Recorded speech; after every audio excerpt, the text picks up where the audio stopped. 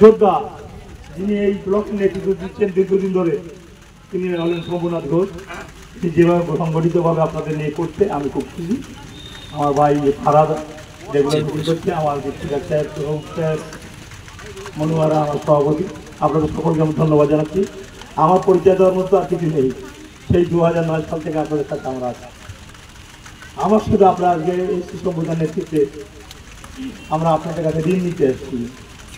আমরা সেই ঋণ উন্নয়ন করে সমুদায়ের মাধ্যমে এবং আমার লোকাল লিডারদের মাধ্যমে সেই ঋণ আমি শোধ করে দেবো আপনাদের। কোনোদিন আপনাদের কাছ থেকে যাইনি, কোনোদিন যাবো না। আপনাদের সঙ্গে থাকি, আপনাদের সঙ্গে ছিলাম, আপনাদের সঙ্গে থাকবো।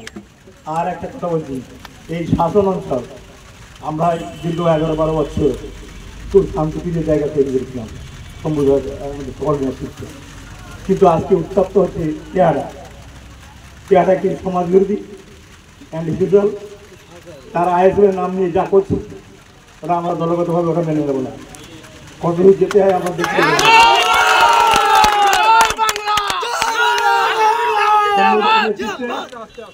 আমরা তেহারাকে শান্ত করবো, এই ওয়াদা আপনাদের করলাম। আপনাদের উন্নয়নের সাথে আমি থাকতে যে কদিন আছি।